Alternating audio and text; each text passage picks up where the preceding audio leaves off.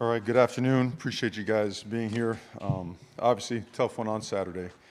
A really tough one. Defense played really well in a game where we were a little bit out of sorts offensively, but a team battled really hard and gave us an opportunity to win. And as I stated, I made the wrong call, take full ownership and not taking a knee and giving them the opportunity to have a couple of extra plays and preventing us from sealing the win. So our guys showed up, both coaches and players showed up with a tremendous attitude, which is not surprising, to get right back to work and go get better and all focus on improvement and getting ready for our opportunity this weekend and looking forward to getting after it again tomorrow. So questions, please. Mario, have you gotten any clarity, not related to the meeting? I know you're going to say it doesn't matter, but did you get any clarity yet from the ACC on whether that was down?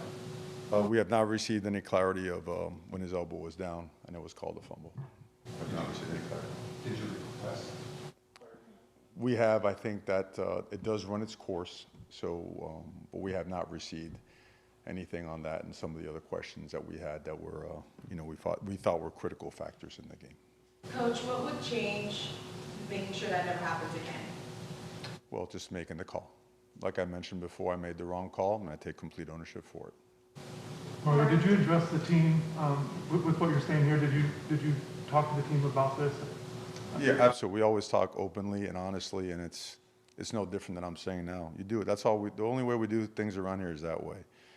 And I think our team understands that, appreciates that. I think our team is also a team that takes accountability as a whole and as a team, and all the things that we can do better. But it's also just like we ask our players, we also ask our coach to do the same, and that's what I do, and that's what I did. So. Mario, you mentioned on the radio this morning that there's a process for deciding what to do in those kind of late game situations. What is that process, and I guess who is making the decisions? Who are you talking to in that moment? No, the process was followed in terms of it was time to do so, and again, I should have made the call to Neil, and I didn't. Mario, we haven't seen your team line up in the victory formation at all this season.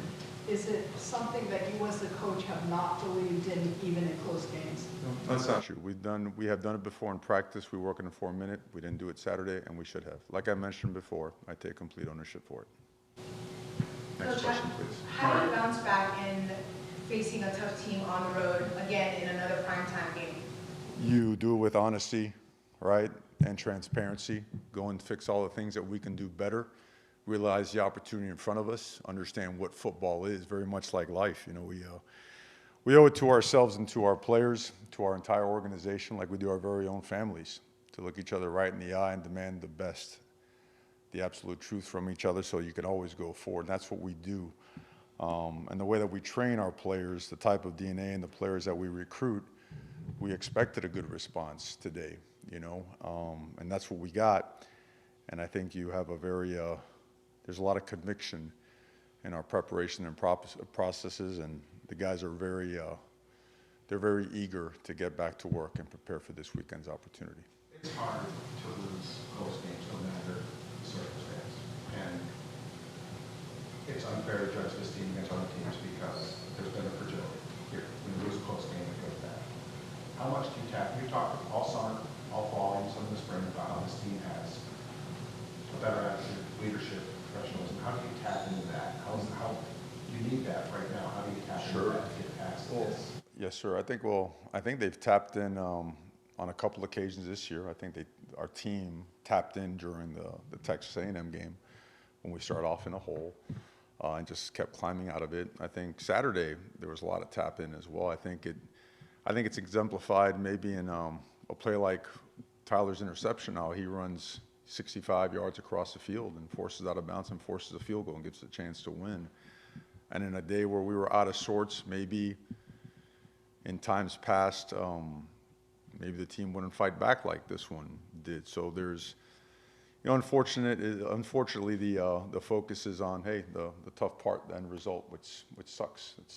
But always as you develop as a team, you got to realize also the moments of growth and development, and there's a lot of it there. And again, that's why it was no surprise that the eagerness and the attitude, just to look in the eye of our players today to come in and go to work and get after it. So. Obviously, the kind of defense breaking down the last couple plays on Saturday, just surprising us how they're playing so well all day. How much of that do you think was just kind of being surprised that they were, still playing and not really being fully locked in there? I'll tell you what I told them. I told, any player that fumbled the ball, anybody that was on the field at that time, I just told them take it off of them. I just could have made it easier and kneeled it. So that's it. I don't want to point at players. You know what I mean? But I understand the question, and it's a fair question. It's just that's the way we've gone about it, because again, make sure that when you have a company, an organization, a family, that you're able to take complete ownership when you have to, right? So you could always go forward and get better. The players that were visibly upset on the sidelines, did any of them come to you afterwards or even now today when you met with them and show any kind of more of that leadership role or kind of step up to what they eventually will now bring to game identity? Yeah, we're a pretty tight group, and so after the game yesterday, today, it's always constant communication. Sometimes it's group meetings. Our leadership council, by the way, is one that is really, I would say, just they're empowered, but they're also very convicted in leading the right way and in doing the right things and bringing others with them and lifting other people up. And they have a really good understanding of the adversity that comes with football and how you make a decision on whether pushing forward and getting better and just shake it off, wipe all the pity away, and go forward. And that's the only choice that we have in this program. And that's something that I think is important for us here at Miami to make that the ability to bounce back strong, to make that tradition again. That always used to be a very strong part of our tradition here. And this is a great opportunity to go forward and put our best foot and play our best football going forward. Crazy as this sounds, the season's half over on Saturday. The regular season's half over on Saturday. How would you kind of assess where you are at this point here, year over year? And it might be game out of fun one yesterday. Nobody aspires for stats after 5 games, obviously. But do you even look at it in season where you are versus this point last year, or is that something for December, January? Well, I mean, a little bit of both. I mean, you self-scout every single week. You look at progress.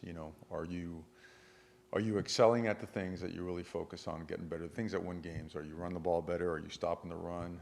Have you increased your ability to sustain drives? Is your third down and red zone percentages, are they going up? And then are you winning more? So there's certainly progress within the program. Every single game, it's either been a win or a very competitive game going out of the wire, and that was maybe not so much the case a year ago, but this is the kind of progress that we want to have, and we want to keep that trajectory, going in that way, just continue to be ascending in our trajectory so we can continue pursuing the things that we want to be. Did you speak to anyone personally, an old colleague or coach or anyone, about just like how to kind of bounce back and any advice on bouncing back from tough losses like that? You talk about in terms of our staff? Well, your staff or just anyone outside who you're close to? Right. Well, I think throughout the season you always refer to some people that are, I would say, mentors to you or whatnot. You draw on your own experiences as well. And you talk to people whose opinions have value, that can relate or are intuitive enough to be able to provide some helpful comments, if it's there. And also, even more important is, knowing exactly what's up and talking to your people and being tight and staying tight with your people. Mario, how tough have these days since that game been for you personally? You've really been. I think anytime you lose a game, it's I played here. It's agonizing whenever you lose a game, but that's all right. I mean, to do this job and to do what we do, you got to be a really, really tough person. And that's what you have in this building 24/7. And not just myself, the people. Talk about the players, talking about the coaches.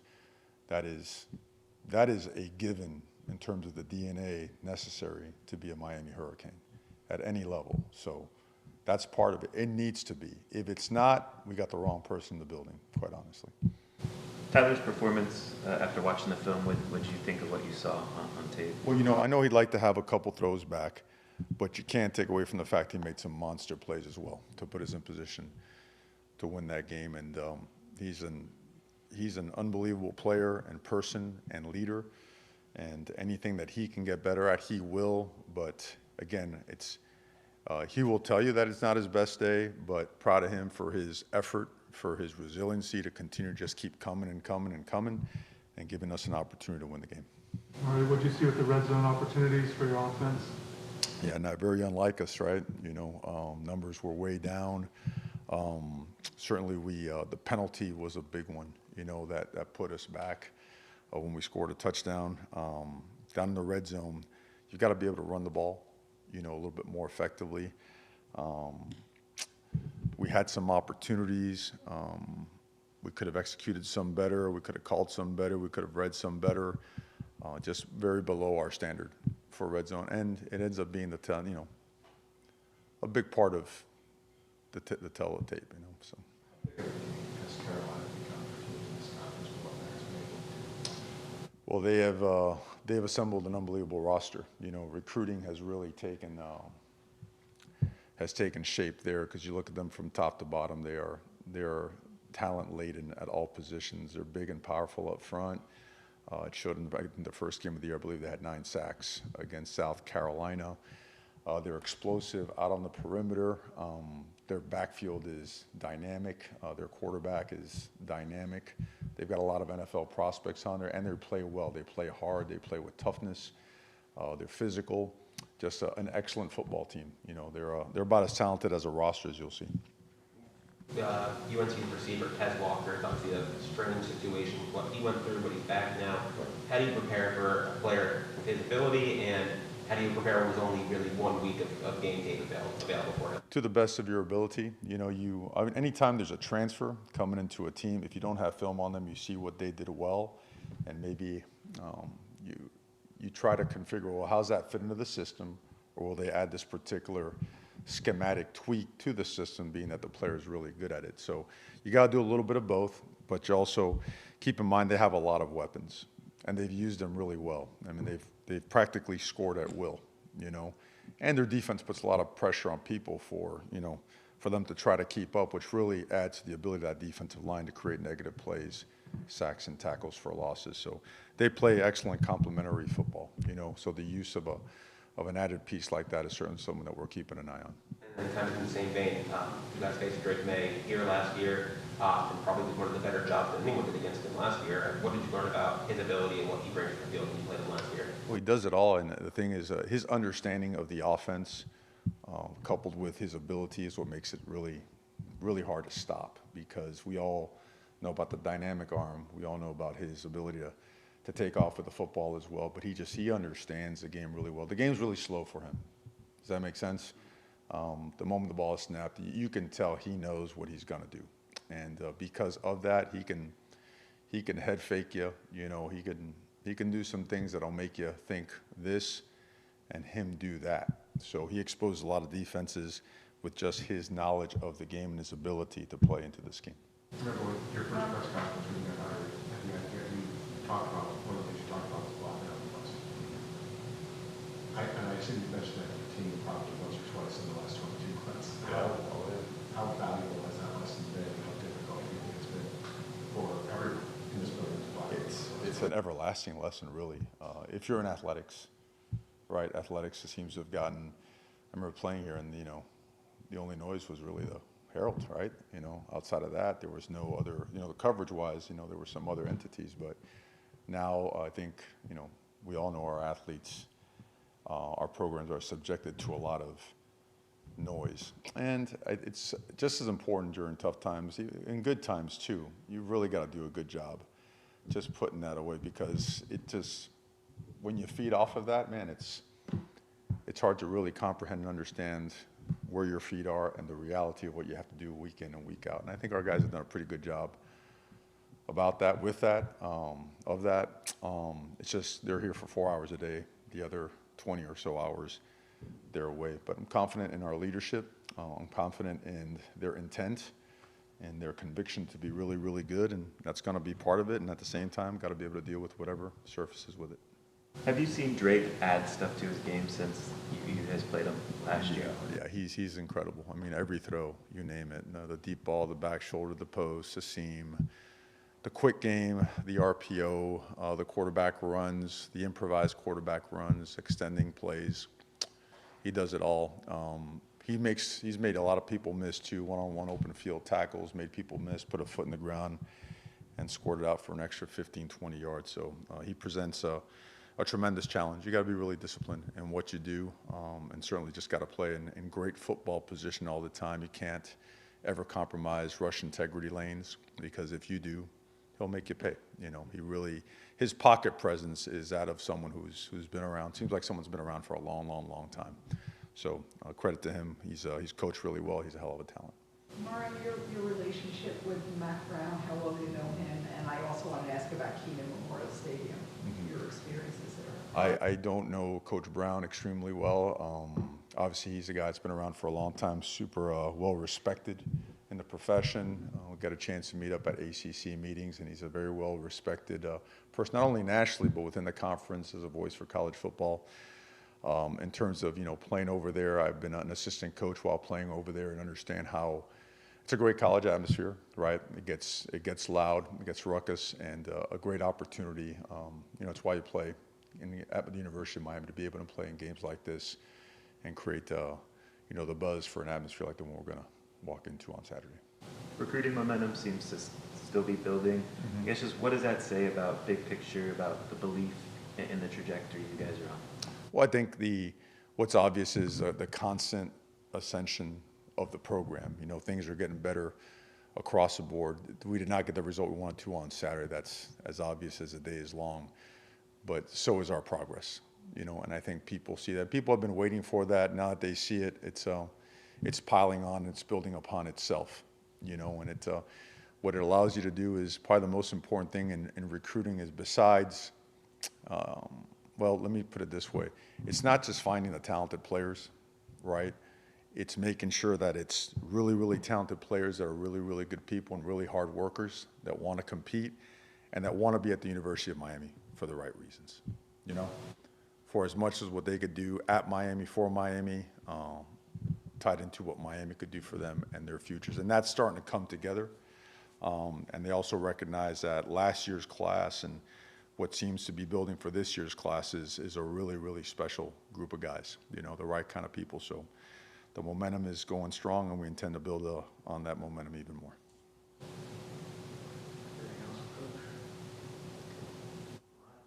All right. Thank you, guys. Have a good day.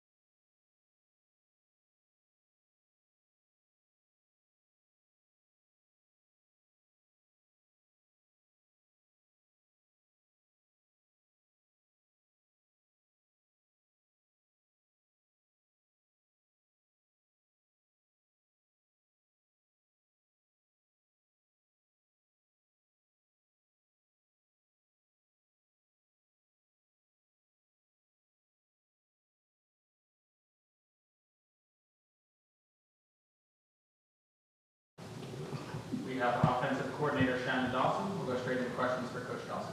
Hey Shannon, just to kind of put this whole, obviously bad moment to bed, can you just take us through, no one's really had a chance to talk to you about it, just how it evolved on Saturday night and... The whole game? No, the last sequence. Look, I mean, we one of the better 4-minute drives I've had. I think they had right under 6 minutes left on the clock. Ran it down, got into some situations down there where we thought we had a first down, but we didn't. And then we ran another play. What we did at the end was the wrong decision. I called it. It is what it is. Wish we would have done something different, but we didn't. So got to live with it. I guess what Mario kind of talked about the process of those kind of decisions at the end there. Who were you talking to at that? I'm not going to sit here and go through the process with you guys. What's said on the headsets is between us, and ultimately, I called the play, and I can live with it. It was the wrong thing to do. And what did Georgia Tech do with their defense, and did they change anything? No, I mean, they played a little more coverage than they had been playing. They mixed up coverages, didn't do the same thing. Got their feet in the ground, like I said, they probably would, less moving around. It really had little to do with, we shot ourselves in the foot.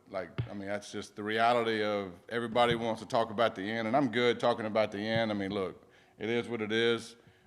We made the wrong call. We have to live with that.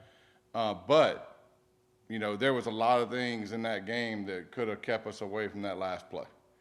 Offensively, we didn't play our best. We turned the ball over. We put defense in bad situations, which we haven't done all year. I take pride in not putting those guys in bad situations.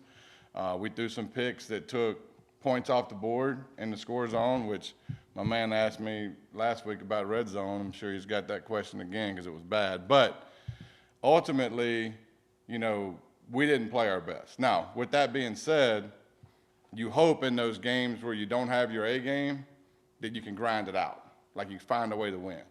I was extremely proud of our group of keep fighting. Like, we dug ourselves a hole and we got out of it. We dug ourselves a hole and we got out of it. If you sit in this room and you watch football every year and you think every game is going to go perfect, then you're watching the wrong sport. You're not going to have your A game every week. The key is to win when you don't. And we didn't have our A game and we didn't win. We messed it up. Look, we got to live with it. And we're not the only ones out there that didn't have our A game. Heck, I got home that night and I'm sitting here watching USC with 300 total yards at the end of the game fighting for their life. The difference is they found a way to win. I think their quarterback, when I turned on the TV in the end of the fourth, was 11 for 24, and he won the Heisman Trophy. So, Tyler was almost 70%, threw for 300 yards, almost 300 yards. He had some crucial turnovers. He knows it. They weren't all his fault either. They were not all his fault, but like every man that plays this game and coaches this game, you take accountability for everything. And there's the right people in this building, there's the right people on this team that don't mind taking accountability, and that's the most important thing. I don't mind taking accountability for what I do wrong either. And kind of in the same vein, kind of what you were saying, Tyler after the game did say they weren't my fault. What does it say about him as a leader that he wants to take that accountability? All you got to see in that game is the pick he threw and chased the guy down, and it was a field goal, not a touchdown. Gave us a chance to win the game. That one play is indicative of him and his effort he put in that game. That was the actual pick that wasn't his fault. Like, chased that guy down and tackled him. I thought that was exceptional by him. Was there a common thread in the other picks? Not exactly like that play. The one pick in the end zone was just a bad decision. He was just laid over the middle. You're going to have those at times. And really the other one was a pretty damn good play by the corner, to be honest with you. And sometimes that happens. And the one that was a good play by the corner, I kind of put that one on me. That call and that situation, I could have called something a little better than that. So. Shannon, what did you see with the run game? Obviously, Georgia Tech had its struggles. Just what did you see with your guys? I thought we were efficient. I thought we weren't, if you look at the run game, we ran it a lot, right? Because of they're sitting there playing coverage. We didn't have our A game. I didn't feel like throwing the football. I thought we were a little off, so grinding it out and leaning on those guys was a decision I made. I don't regret that. I just think the flow of that game, if you look at the first half, we weren't clicking, and we were shooting ourselves in the foot. And so the one thing that we were doing pretty well is when we handed it, we got 5-6 yards. And so ultimately I wanted to lean on them a little bit, which we did. The one thing we didn't have in the run game is a lot of explosives, We kind of got what we got. Does that make sense? And I thought the O-line was pushing them. Like, we were caving them in. And so, but we just got what we got. And that's why you run for 160-something on 40-something carries, and it's not 200-something, right? We need an explosive in there, too, To their point, 12 yards is the longest carry. Did you see more opportunities, or was it just... I think we missed some. And look, nobody's perfect, right? Everybody can do better. And we left some out there in the run game for sure.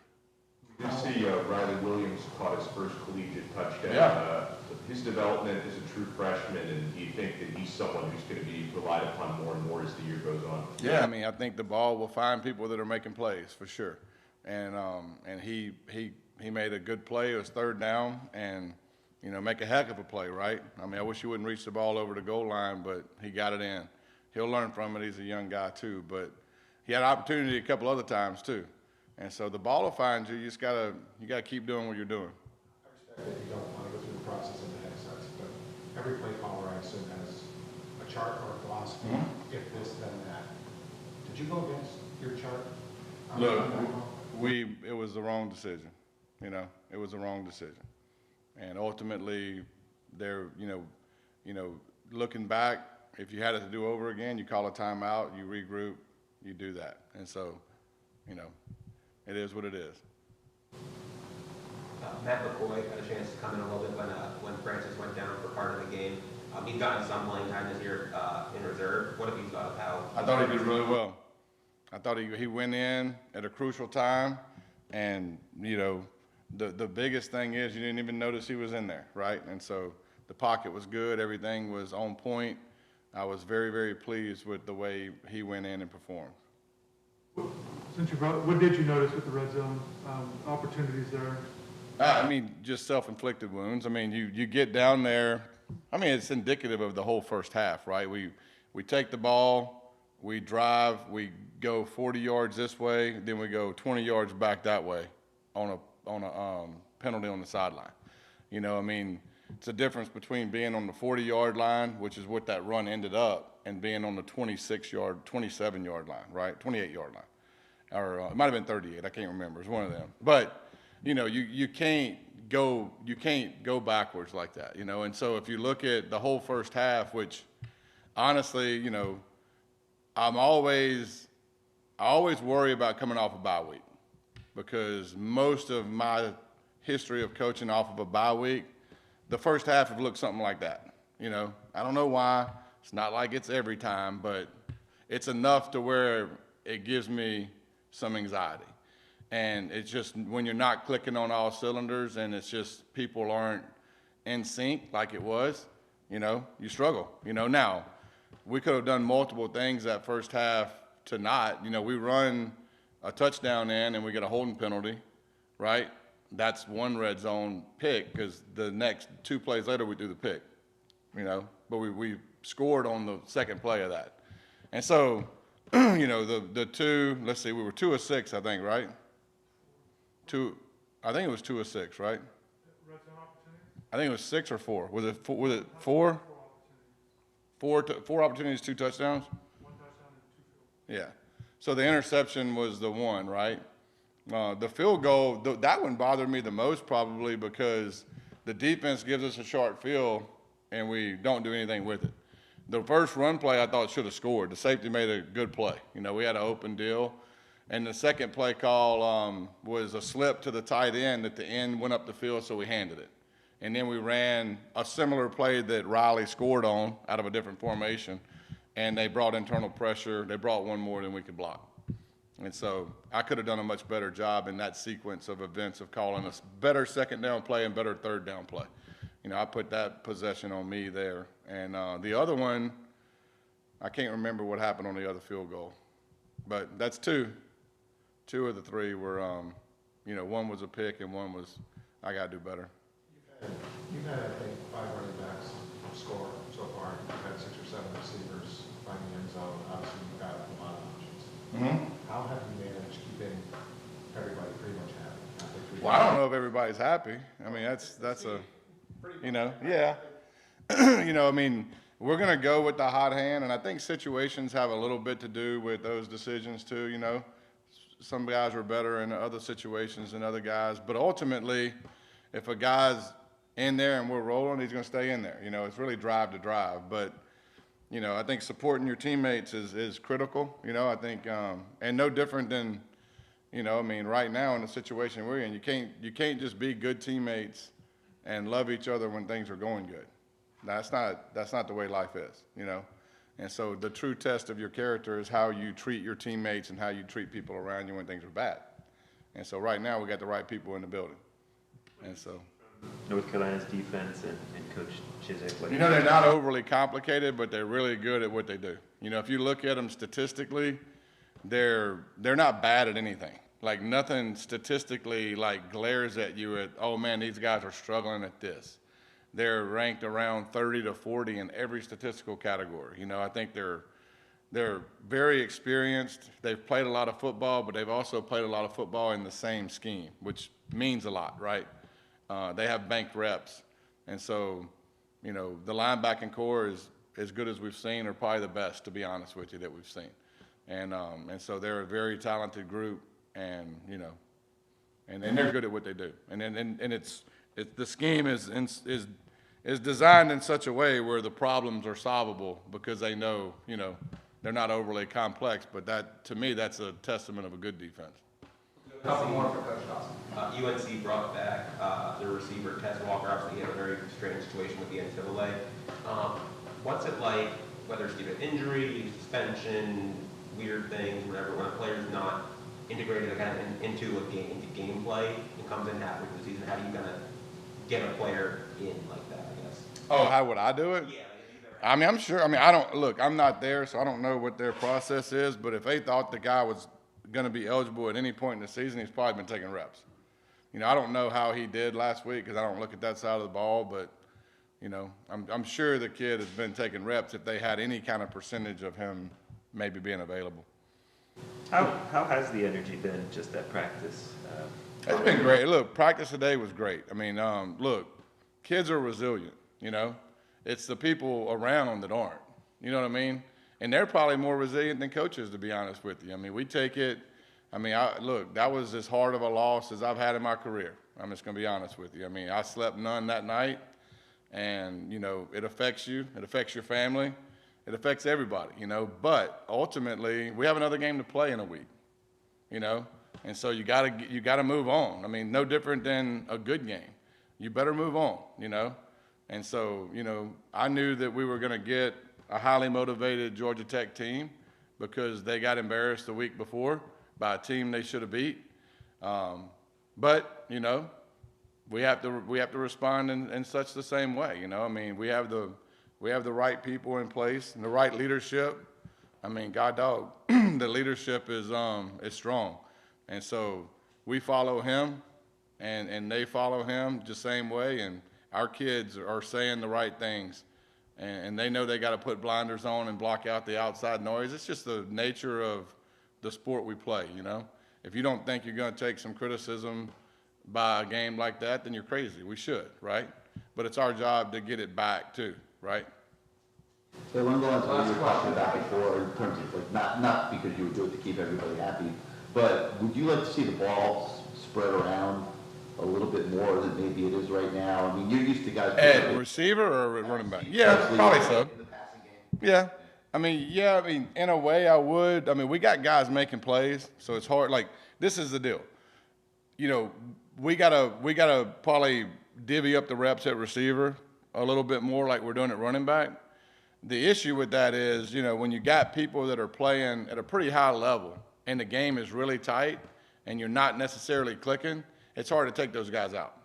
It just is. You know, I've done it for a long time, and like, you know, Strep is in there playing, making key catches. Yeah, he's tired, but I mean, tell me the key moment that we don't want him out there. You know what I mean? It's like, and we can rest him in other personnel groupings too, but, you know, but there is 3 or 4 guys that I think as the next 2 or 3 weeks go, you know, they'll get more playing time and get more balls. Last question. I wanted to ask you about, I know you guys have to block out the noise, obviously, but, you know, how is Don Chaney doing? He's doing awesome. He's doing awesome. Nobody blames him, I promise you. Nobody in this building. I mean, that kid played his heart out, and he was one of the reasons that we were in that situation. And so, you know, I mean, he's doing good. I mean, look, like everybody, you think anybody in our organization was happy after that game, you're crazy, right? And so, but ultimately, it helps when you got a lot of people that love on you, right? Get you through it, so, you know. Thanks, Coach. All right, appreciate it, guys.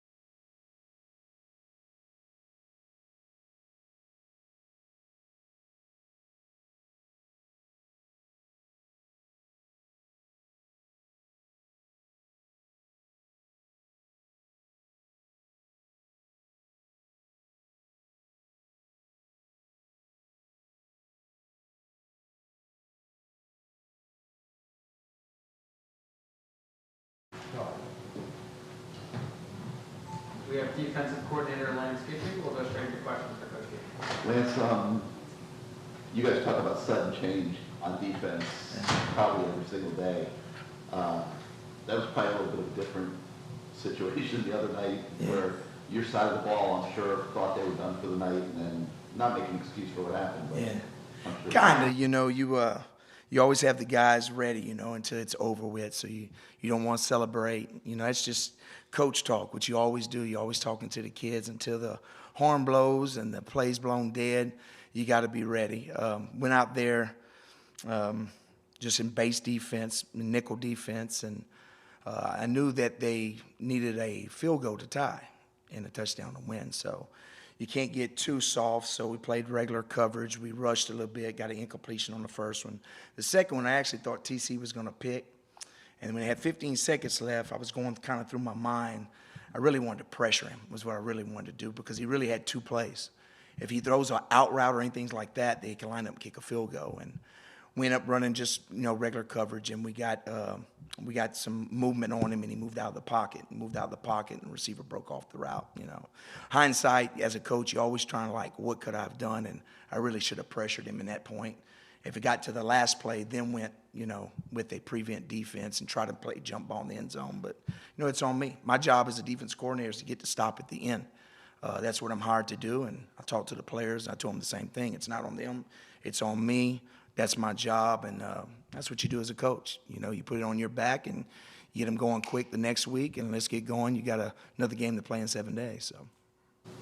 Coach, North Carolina changed offensive coordinators, but still has the same quarterback that has been really efficient, has been one of the most efficient in the country. What have you noticed about that offense that puts him in such a good position to succeed each week? He's an experienced guy. He's got a great arm. He moves well. He's a lot like the guy from Texas A&M for his movement, but I think he's more polished because he's older. He's a true NFL quarterback. Can throw the ball on time, can create time with his legs. He's got great accuracy. You can't fool him, even though we're going to try to fool him. But he's really good.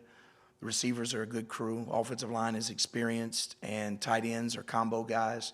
They block well, but they run better pass routes. And their running backs are physical runners. They're not scat backs, but they run through arm tackles. So it'd be the best challenge, the best offense we faced yet, I think.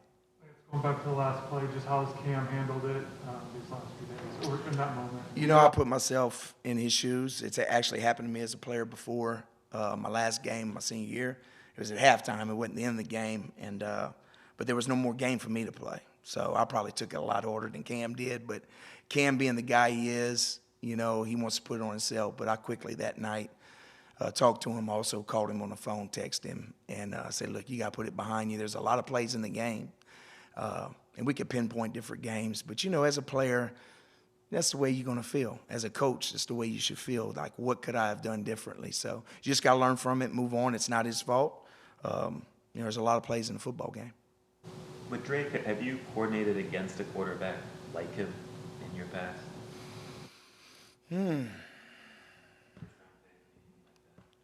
Played against some good ones. Coached against some good ones. I don't think I've coached against one that is good as him and has the people around him. Coached against Luke McCowan. He was a really good player, but he didn't have the people around him like this guy does. They're really good at what they do, and it's a challenge. It is. They can get you in different ways. You play man, you play zone, you pressure. So they're good at what they do. There's a reason why they're ranked one of the top offenses in the country. He's got one of the highest quarterback ratings in the country. I think they're averaging over 500 yards of offense. So it's going to be a challenge, but, you know, we're going to be excited to go down there and redeem ourselves, of course. Lance asked Martin the same thing, but they're returning Tez Walker. He came back last week. How do you compare to somebody who is coming back from a weird situation and you only have, like, one game to work the film on him, really? But first of all, good for him. You know, you never want a guy that has eligibility left not to be able to play. So we're supposed to be in this profession for the kids, and I think they did the right thing. Talented guy, big guy, can run. You just you really don't worry about him individually because they got other receivers. If it was just him, it'd be different. You could prepare and double cover him, but they got other guys that can hurt you. So you really got to break down the offense and try to stop the things they do well. And then on third down, maybe you can lean on him a little bit, but they got other players. You can't focus on just him. And I know, obviously, you were here last year, but Miami did one of the better jobs slowing down their offense last year, and they were prolific last year too. Is there anything that you can take from that game? You know, different in a bunch of different ways. Anything you can take from that game and import to this year? Usually, what you did well last year and what you saw, they're going to change. So I'm not going to use none of that, but you just break down as many games as you can. You try to find out the games that the coordinator called, and he's a little bit of everything. He's a little bit of Gus Malzahn. His run game came from North Texas a little bit, so he's been with different people, and he does a good job at what he does, and he'll look at us defensively, and he'll have a good plan for us, and we'll have to counter with whatever he sees. You've told us previously you prefer to rush 5, right? Because that's what they don't want you to do. Is that philosophy still firm against a guy like a Drake May who is? I think you got to change up things. You know, you might rush 3, you might rush 4, you might rush 5, you might rush 6, you might bring everybody. You're going to have to mix it up and not tip your hand. And you might have to double call some things. So there's a lot of stuff there. There's a lot of meat to the bone right there, and we'll have to do a good job of trying to confuse him. So we got to empty the playbook and do whatever we need to do to try to get this win because we're going against a really good offense. How about the run game? Run game's good. They're solid. Their offensive linemen stay on blocks. They're big. They can kind of swallow you up a little bit. I think it's the best unit we've played against. Not scared of them by any means, but they're good. The tight ends are good blockers. They're better catching the ball and running, but the running backs are the difference. They run through arm tackles, so we're going to have to hit them at the line and chop them down, and because they're thick. They're all 220-pound guys. We've been facing a lot of scat backs. So. How about Branson Dean? This was his first game back in a while. Yeah, he played good. He played probably 23 snaps. Hopefully we'll get to play him more, around 30 hopefully this week, but he was good, especially down the stretch. He played some meaningful snaps at the end, which was really good. So, yeah, getting him back is going to be, full tilt. It's going to be awesome. The James Williams pick, how big was that for his confidence? Big. James, it seems like he's getting better and better. His confidence is getting more and more. He's, I'm excited for him because I think he feels good about himself, and that's the most important thing. And I coach him hard. I really do. I don't give him a lot of breaks, and he'll tell you that, but I always tell him I love him, and I'm coaching him hard because I'm trying to bring out the best in him, and I think he's responded really well to me. And Coach Adai does a great job in the film room breaking things down. So. You've coached in a lot of different places, been around. The one thing just observing from the outside looking in the last few days is this looks like a really tight organization where no one's pointing fingers. Yeah. You guys seem in this thing all together through a pretty tough moment the other night. Can you talk about that a little bit? In life in general, you go through things, and sometimes you're not prepared for things, and sometimes you self-inflict. But family stays together, and that's what we preach around here. And this is Coach Cristobal's home. He's a product of Miami. I was a product of McNeese. I was the head coach at my alma mater, so I had guys for me that were McNeese alum as well. So I understand family. These players have been through a lot, and I'm just here to assist. I understand family, and I think we're close. We're going to take losing hard, and we're not going to blame anybody, and we're going to love each other when we win and lose. And I see a tight group. I see us responding. Whether we win or not, I don't know, but I don't think we'll lay down by any means. And we didn't lay down the other night. I told the defensive guys they were in some tough spots, and I never saw them break. Even at the end, we didn't break. We just had a mishap, I thought, and we'll learn from it. But I really like this team. I like this coaching staff. We got a lot of guys that get along, and that's the most important thing in an organization is that people are unified, and that's what I see on this staff. Is that defense and offense, right? So Yes, ma'am. sometimes the defense is here and the offense is here. Do these guys kind of intermingle? Or are they Very close. Offense usually beats us at practice, when we go against each other. So we got a lot of faith in the offense, and we've seen it, and it's not a fluke. Last game, maybe they didn't play as well as they liked, but, in some moments in games we didn't play as well, and the offense had our back. So we're a football team, we're a coaching staff, we're a family, and we're going to have each other's back, and there's no separation. I don't see any. And I've only been here a year, but I like what we're building here, and I like the family structure here. You came in the anecdote from 30 years ago. How crazy is it about that? Say it again? You came in and talked about the anecdote that had happened. Yeah. A lot of us remember something that went bad. But how often do you go back to that play? How crazy is it? Well, it was my last game of my senior year. We were in the playoffs, of course, in FCS football. You play in the playoffs, so your last one is determined if you win or lose. And we were playing against Troy. Troy had moved up from Division II to 1AA. FCS now was 1AA, and we were a talented team. We were at home.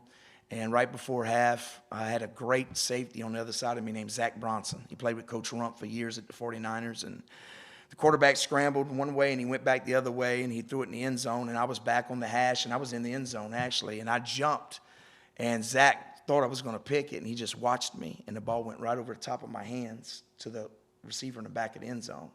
And that put them up by 14.